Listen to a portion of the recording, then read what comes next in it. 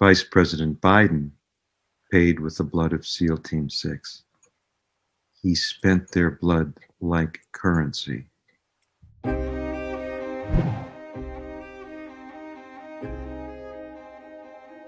Joe Biden is having the worst week and worst month of his nearly 50-year political career, and November will probably be worse. Twitter was quick to block this article today from the New York Post, which proves what most of us already knew. Joe Biden has been lying about what he knew and when he knew it regarding Hunter Biden and his business dealings in Ukraine. Hunter Biden introduced his father, then Vice President Joe Biden, to a top exec at a Ukrainian energy firm less than a year before the elder Biden pressured government officials in Ukraine into firing a prosecutor who was investigating the company, according to emails obtained by the Post. The never-before-revealed meeting is mentioned in a message of appreciation that Vadim Pozharsky, an advisor to the board of Burisma, allegedly sent Hunter Biden on April 17, 2015, about a year after Hunter joined the Burisma board at a reported salary of $50,000 a month. Dear Hunter, thank you for inviting me to D.C. and giving me an opportunity to meet your father and spend some time together. It's really an honor and pleasure, the email reads. And President Trump wasted no time as he dropped tactical nuclear truth bombs at his rally in Iowa Wednesday night. These emails show that Biden's repeated claim that he has never spoken to Hunter about his business dealings were a complete lie. It was a total lie. He lied to you over and over because he's trying to cover up a massive pay-for-play scandal at the heart of his vice presidency, and everybody knows it. Everybody in Washington knows it. We've known it for a long time.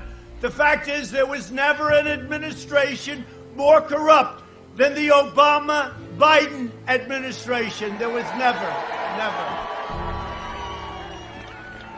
Just weeks ago, Joe stood before the American people in a presidential debate and told you that these claims had been totally discredited and that his son did nothing wrong. But now that turns out to be a total lie. Now we can see clearly that Biden is a corrupt politician who shouldn't even be allowed to run for the presidency. And as the biggest national news story unfolded Wednesday, not a word from Joe Biden. No press conference to defend himself, no press release refuting the allegations, not a word from Joe Biden. So here's how this unfolded, friends. The emails, thousands of them, including photos and video, were recovered from a damaged MacBook Pro, which had been dropped off at a repair shop in Delaware and never reclaimed. The shop finally turned the laptop over to the FBI, but not before giving a copy of the hard drive to Rudy Giuliani. I have to tell you, and this is very sensitive, the stuff that we're in possession of contains 1,000, maybe more, photographs that are highly, anywhere from inappropriate to illegal, and have to be possessed by the Chinese government. If the Chinese government doesn't have these photographs, they're not really a rival. I mean, I did intelligence work. I helped to start the FISA court. I know this business, and I know the Cold War people better than I do the people now. All my FISA warrants were against China and Russia. They have got everything the American people are going to look at in the next 5 days. China's been looking at for a long time. Now, obviously, friends, if the Chinese or any other nation state are in possession of compromising images and videos of Hunter Biden, the president's son, should Joe Biden win the election, that's a huge national security threat because of obvious bribery possibilities and extortion. Rudy Giuliani says he will release what he can over the next 5 days. Now, according to TheSun.com, some of that inappropriate material includes a 12-minute video of Hunter Biden smoking crack while involved in a sex act. Can you imagine what would be on CNN and MSNBC every day until the election if this were Donald Trump Jr. rather than Hunter Biden? But it gets worse, friends, far worse. Corrupt pay-for-play deals, bribery, and graft involving Hunter Biden, Joe Biden, and Burisma are just the tip of the iceberg for Biden's no-good, very bad October. CIA whistleblower Alan Howell-Perot, in a viral interview with Benghazi whistleblower Nick No and Charles Woods, whose son Tyrone Woods was left to die in Benghazi, says he has the documents and audio recordings that prove the Obama administration, including Hillary Clinton, Joe Biden, John Brennan, and the former president himself, Barry Soetoro, allowed the massacre in Benghazi to happen. Our military are so well trained, their work is compartmentalized, and the only people that understand the full story are the people at the top. And they have made some very bad decisions for this country and for the former Navy SEAL Ty Woods and his brethren who perished unnecessarily at the hands of Hillary Clinton. And in the large picture, this involves Joe Biden and John Brennan. The Benghazi massacre was allowed to happen to cover up the trail leading back to the source of Stinger missiles that Hillary Clinton was trafficking, one of which was used to shoot down the Chinook helicopter Extortion 17 containing SEAL Team 6. 30 American troops and 8 Afghanis were killed in Tangji Valley in what can only be described now as a setup and a deliberate hit, which according to Perot was ordered by Hillary Clinton and Joe Biden. So that means that SEAL Team 6 was shot down on purpose after the trophy kill to ensure that no dead man can tell no tales. You were correct.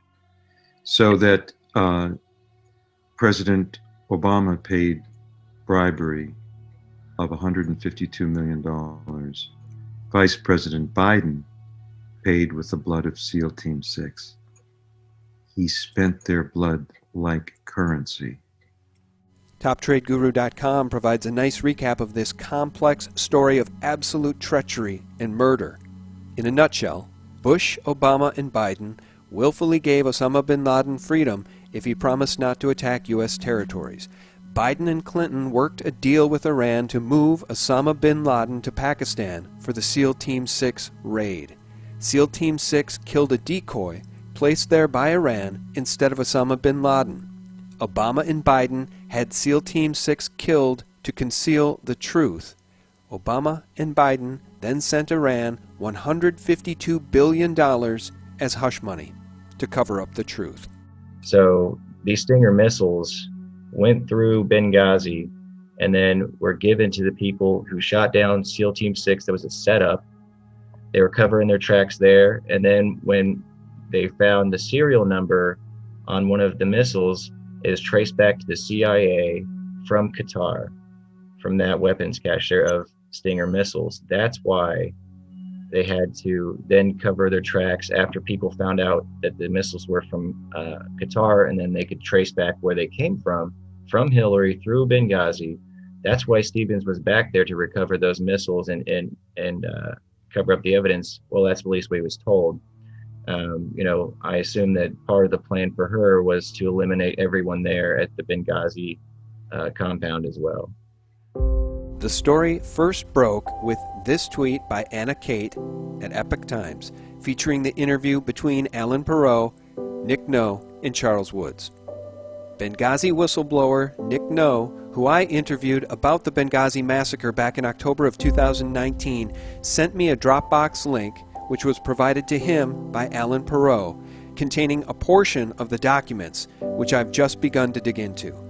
The audio evidence of the treason and murder I have described in this report is set to roll out in stages starting today, Wednesday, October 14th, 2020. The release is set to a specific schedule to help people digest and process this shocking information. It's just so wicked. It's hard. It's just so unimaginably evil what these people do.